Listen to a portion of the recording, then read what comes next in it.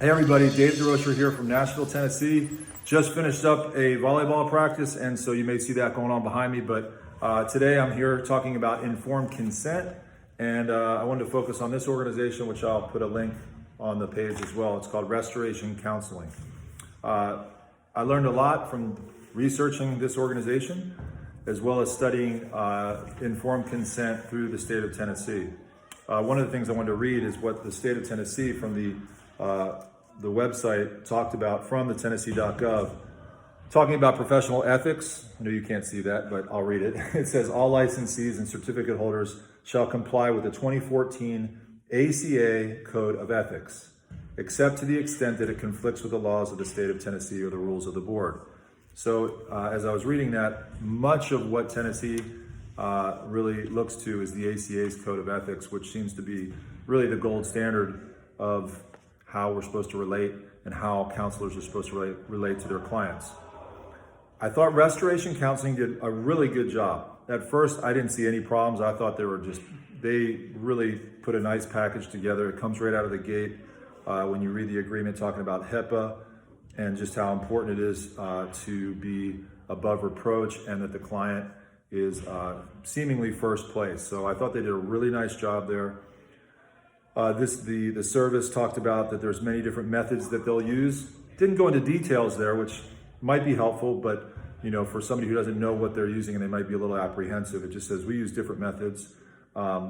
They also talk about how there'll be homework. It's not, everything doesn't happen in the time frame there. You're supposed to go home and put into practice what you're learning, as well as they talk about making sure the relationship is good. And if it is, then to move forward. If it's not, she makes it clearly it says here, I will be happy to help you set up a meeting with another mental health professional for a second opinion. So I thought that was a really nice job. Goes on to talk about social media and email policies, making sure that people know that they're not gonna have their friend requests being accepted by the counseling service there, as well as talking about emails, saying if you send a confidential email out, it's not the best, most confidential place to send things or texting. So they said that there's a server, there's people that might see it, so just be aware of that. And she goes on talking about the meetings, how long they're gonna last, and that she would like to have 2 to 4 sessions before she really can evaluate whether it's gonna, how long it will take in terms of, how many sessions are gonna be fruitful.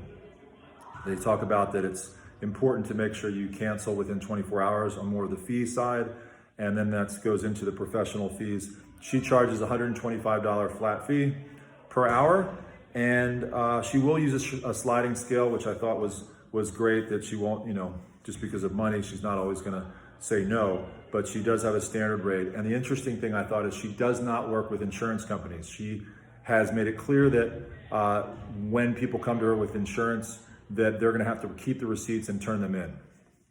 Her contact information is clear, and she leaves clear times to call, which I thought was very professional. And if there's an emergency, the hotlines to call as well. Confidentiality, which is another very important part of informed consent. I thought she did a wonderful job there, talking about the importance of everything that's being said is confidential, unless, like HIPAA says, there's harm that's going to be done to somebody or harm to themselves that it just needs to be exposed. Otherwise, obviously, there's a real issue there that somebody's going to get hurt possibly. So in that case, the confidentiality is not going to, it has to be brought to another professional. But in that, she talks about that she will bring it to that client first and explain that I'm going to have to take this to a higher authority.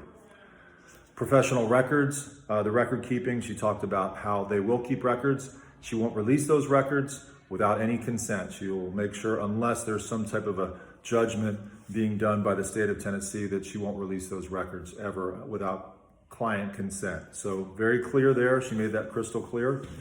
Let's see here. Forgive me. The other thing I thought was great, as I wrote down, is she put a whole HIPAA, the whole sheet of HIPAA requirements and what it means to be a part of that and all the standards of HIPAA. And so people have to read through that. She makes it really clear, please read through everything here.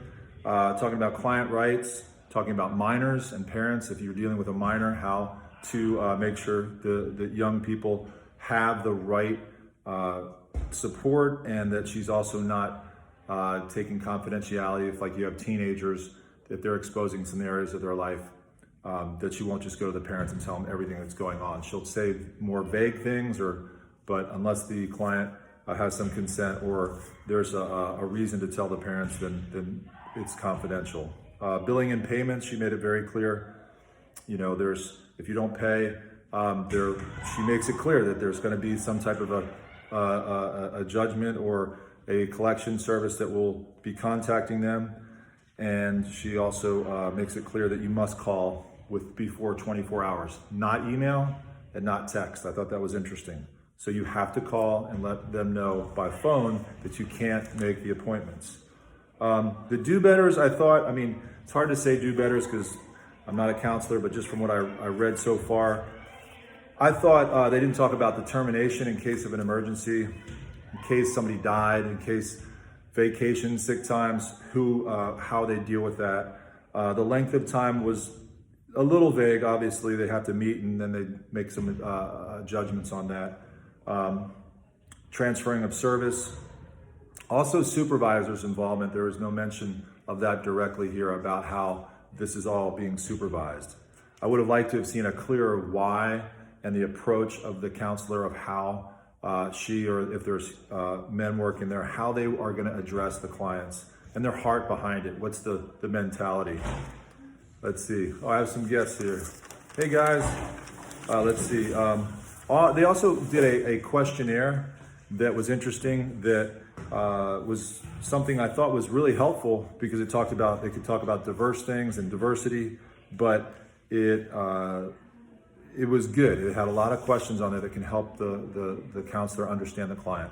And let's see, one thing that was on there, I didn't know if that was appropriate, is to ask for the gross income.